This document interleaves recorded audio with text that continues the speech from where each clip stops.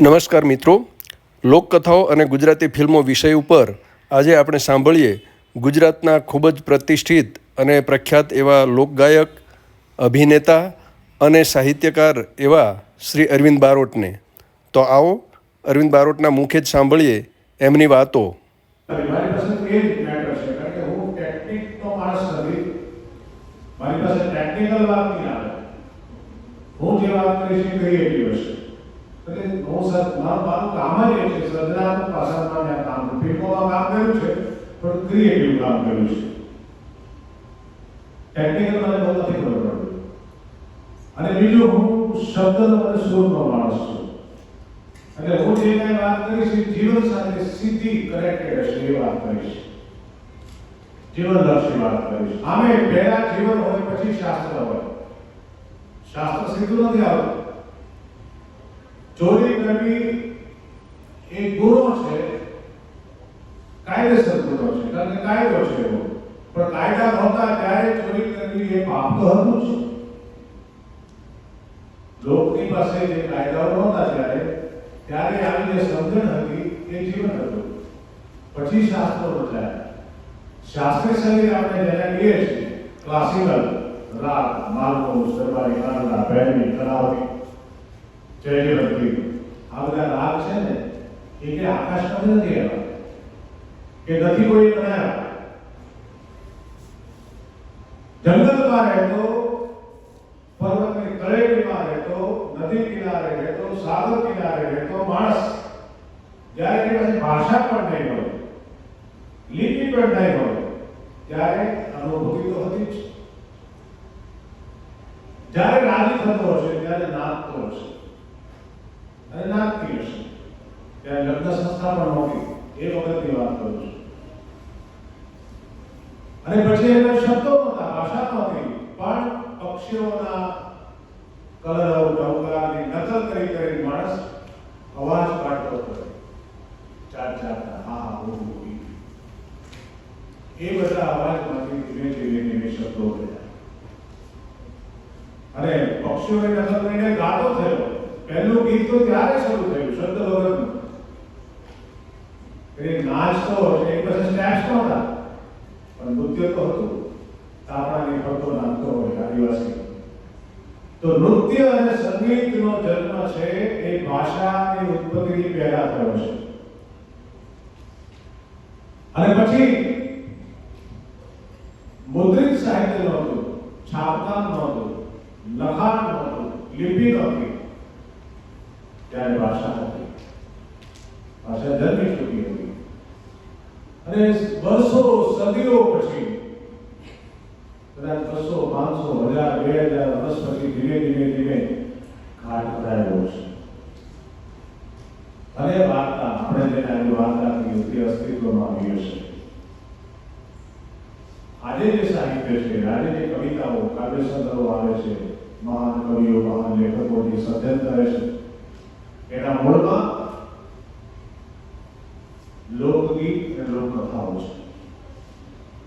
Folk song is the mother of every poetry, and the folk tale, lokatha, folk tale is part of every fiction. નવલિકા, નવલકથા, કોઈ પણ સાહિત્ય સ્વરૂપનું બાપ છે એ લોકકથા છે. કારણ કે જીવન પહેલા છે, શાસ્ત્ર પછી છે. આજે આપણી પાસે છંદો છે, પિંગળના છંદો, જેને સંસ્કૃત વૃત્તો કહીએ છીએ તે છે, ગઝલના બંધારણો છે, એ બધું તો શાસ્ત્ર છે. પણ મુક્ત મને ગીત ખરેખર આજે જે કવિતાઓ રચાય છે એની માં ક્યાં છે ખબર તમને? ગામડું ગામ હોય, રાતનો પહેલો પોર હોય, ઘરમાં બધાને વાળું કરાવી, પથારી પાગરણ કરી, ઠામડા ઉઠકી. હું બોલું છું સમજાય છે મારી ભાષા? હું ગામડીઓ માણસ છું, ગામડાનો છું, અભણ છું માણસ.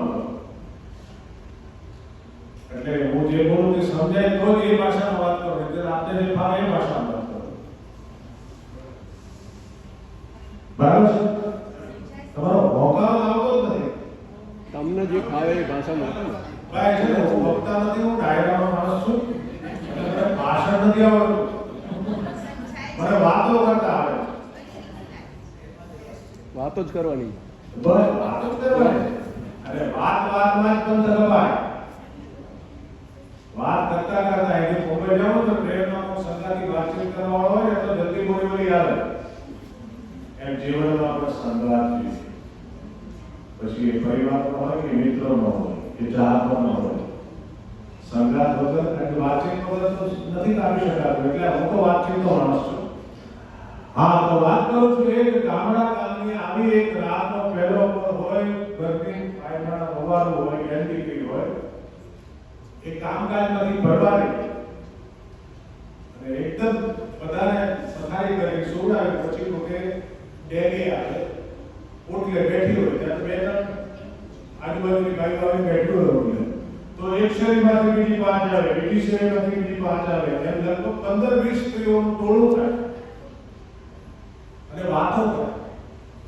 વાતો કરતા કરતા કરતા કરતા કરતા ક્યારે કુંડાળો પડે, ક્યારે ગીત ચાલુ થાય, ક્યારે રાહડો ચાલુ થાય, રાસ એ કોઈ તો બનાવે. ગીત આમ રચાય, ગીત રચના કોઈ નહોતું. અને એ ગીતો પછી એક ગામથી બીજે ગામ, એક પંથકમાંથી બીજા પંથકમાં ફરતા ફરતા ફરતા ફરતા વ્યાપક બન્યા.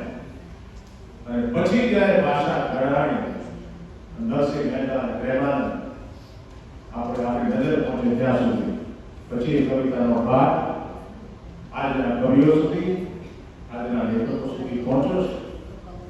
એવું જ વાર્તાનું છે. તાપો તાપ્યો હોય, શિયાળાની રાત હોય, એક ઉંમરલાયક માણસ હોય, બે ત્રણ આધેડ બેઠા હોય, બે ચાર જુવાનિયા બેઠા હોય, છેલ્લે પહેલા બેઠા હોય લાજ કાઢીને, અને એમાં વાતમાંથી વાત નીકળે, જે વાર્તા શરૂ થાય એ લોકકથા છે. અને આપણી લોકકથાઓ, હું લોકકથા અને ફિલ્મોનો સંબંધ બાંધવા માટે આ એક ભૂમિકા બાંધું છું. પહેલા તો લોકકથા શું એ સમજીએ. ફિલ્મની વાતો તો બધી થશે નહીં, કારણ કે આ વિષય ફિલ્મ જ છે. બહુ સરસ વિષય, બહુ સારો આ એમપીપીનો પસંદ કર્યો છે. સાહિત્ય પણ આવે, મીડિયા પણ આવે, સરસ, બહુ રસપ્રદ એવી બાબત છે. તો એ જે વાર્તાઓ કરે એ વાર્તાઓ આજુબાજુના પંથકની હોય, દૂર દેશાંતની પણ હોય. એ વાર્તાઓમાં પ્રેમ કથા પણ હોય, એ વાર્તામાં સેવા અને સમર્પણની વાતો હોય, એમાં કોઈ ભક્તની વાર્તા હોય, એમાં કોઈ બહારવટિયાની વાર્તા હોય, અને જીવનના જે વિવિધ મૂલ્યો છે, નેક નેક વચન ને વેરની વાત હોય, એવી બધી વાતો ત્યાં કહેવાતી હોય. અને પછી એ બધી વાર્તાઓ કંઠોકંઠ ઉતરતી હોય, ચોરે ડાયરો હોય, એમાં કોઈ ચારણ કે કોઈ વાત માટે બેઠો હોય. પછી વ્રત વર્તોલા હોય, જયા પાર્વતીનું વ્રત આવે, વટસાવિત્રીનું વ્રત આવે, એવરેજ જીવનનું વ્રત આવે, નાની દીકરીના મોળાકત આવે, આ બધાનો વાર્તા હોય. એ વાર્તા કહેવાની હોય. અને આ બધી વાર્તાઓ કંઠોકંઠ ઉતરતા ઉતરતા આજનો જે સમય છે, આજનું જે પરિવર્તન છે, એ સંસ્કૃતિને ઘણું નુકસાન કરે એવું છે.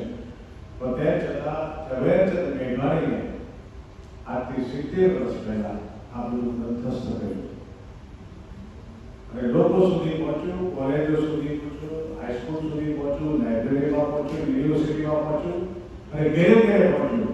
અને એ સાહિત્ય પછી ફિલ્મોમાં કેવી રીતે આવ્યું. આ લોકકથાઓ ઝવેરચંદ મેઘાણીએ જે સંપાદિત કરી, ઉપરાંત ઘણા બીજા. તો ફિલ્મની જો વાત કરીએ, ગુજરાતી ફિલ્મ પૂરતી જ વાત કરું હું. મારું નામ તો લોકકથા સાથે પણ છે, ફિલ્મ સાથે પણ છે. એટલે હું જે વાત કરું છું તે અનુભવની વાત કરું છું, લાઇબ્રેરીમાંથી વાંચેલી. મેં ફિલ્મો બનાવી છે, મેં લોકકથાઓ લખી છે, લોકકથાઓ પરથી ફિલ્મો બનાવી છે, લોકકથાઓ પરથી બનેલી ફિલ્મો જોઈ છે, એની મૂલવણી કરી છે. એટલે હું જે કહું છું તે મારા જાત અનુભવ છે. 1970માં પહેલી ગુજરાતી ફિલ્મ બનેલી. પછી 20માં, પછી 21માં, પણ 1932માં પહેલી બોલતી ફિલ્મ બની નરસિંહ મહેતા. એ પહેલા જે બની એ પણ કૃષ્ણ સુદામા, એમાં પણ નરસિંહ મહેતા બનેલી, એમાં જસવંત તોરલ બનેલી. પણ સૌથી પહેલી બોલતી ફિલ્મ 1932માં નરસિંહ મહેતા બની. આજે ગણીએ તો એને 92 વર્ષ થયા, 92 years. બોલપટ, જો આ ફિલ્મના પણ કેટલા બધા નામ છે. ચિત્રપટ પણ કહેવાય, બોલપટ પણ કહેવાય, મૂવી પણ કહેવાય. અમારા છોકરાને મૂવી છે, મીડિયાનો પ્રભાવ છે, ઇંગ્લિશ મીડિયમનો. આ તો મૂવી જોવાનું છે. મૂવી એટલે જે હાલતું ચાલતું હોય તે. બોલપટ એટલે બોલતી, ચિત્રપટ એટલે માત્ર ચિત્ર. તો ચિત્રપટ, બોલપટ, મૂવી, ફિલ્મ, સિનેમા, આ બધા નામમાંથી મને તો કોઈ ગમતું હોય નામ તો એ છે બોલપટ. કારણ કે મોગી ફિલ્મ નો સમય ગયો છે, પણ બોલપટ એટલા માટે કે એ બોલે છે, અને બોલે તો જ વાર્તા થાય. બોલ્યા વગર મૂવી કાર્ટૂન જે હોય, કાર્ટૂનમાં વાર્તા હોય, પણ એ કોમ્યુનિકેશન 100% ના થાય. એટલું તમારે અલગ અલગ કાર્ટૂન મને બતાવો ને પેલા કેપ્શન વગરના, તો 10 માણસોને બતાવવામાં 10 ઇન્ટરપ્રિટેશન અલગ પડશે. બોલપટમાં એવું નહીં થાય. તો 1932માં પહેલું બોલપટ, પહેલી બોલતી ફિલ્મ એ નરસિંહ મહેતા. પછી એને પાટે ચડતા તો બહુ વાર લાગી. નોંધપાત્ર જો પરિવર્તન આવ્યું હોય ગુજરાતી ફિલ્મોમાં, તમારામાંથી ઘણાએ જોયું હશે, અખંડ સ્વાભાવિક હતી. એ ગુજરાતી ફિલ્મનો માઇલસ્ટોન બનાવ્યો. પછી મહેંદી રંગ લાગ્યો. આ બધી 60 ને 61, 62, 63, 64 ની ફિલ્મો. એ વખતે મારે જાવું પહેલે બાર, કલાપી, આ બધી ફિલ્મો હતી, પણ એ લોકો સુધી પહોંચેલી નહીં. અખંડ સ્વાભાવિક મહેંદી રંગ લાગ્યો લોકપ્રિય થયેલી, પણ લોક સુધી પહોંચેલી નહીં. લોક સુધી પહોંચવાની શરૂઆત થઈ ફિલ્મ 1971. એ ફિલ્મ છે, એનું નામ જસવંત તોરલ. ભૂપેન્દ્ર ત્રિવેદી, સ્નેહલતા, અરવિંદ ત્રિવેદી, રમેશ મહેતા. આ ફિલ્મને કારણે એ ફિલ્મનું એવું કરેલું કે થિયેટરમાં માણસો જે કીડિયારો ઉભરાય એવી રીતે ગામડામાંથી ટોળા કોઈ પણ ફિલ્મે આવા દ્રશ્યો ક્યારેય ભૂતકાળમાં જોયેલા નહીં. એવા દ્રશ્યો એ વખતે થયેલા કે ગામડામાંથી ટ્રેક્ટર ને ગાડા, બળદગાડા જોડી અને ઓડિયન્સ આવતું જસવંત તોરલ જોવા મળે. અને એ ભૂપેન્દ્ર ત્રિવેદીની પહેલી, અને એમાં અનુપમા નામની એક હિરોઈન હતી. એ બેનર ફિલ્મો કરી પડી જતી, પછી સ્નેહલતા બેન આવ્યા. તો સ્નેહલતાનો પછી યુગ આવ્યો. પાતલ પદમણી, રાજા ભરતરી, શેતલને કાંઠે, ભાદરકા, વહેતા પાણી, સોન કંસારી, આ બધી લોકકથા આધારિત ફિલ્મો. હવે અત્યારે જે ફિલ્મો વચ્ચે એક ડાયવર્ઝન લઈ લો કે અત્યારે જે ફિલ્મો આવે છે આજના સમયમાં, ફિલ્મો ટેકનિકલી બહુ સારી હોય છે, ઉત્તમ હોય છે.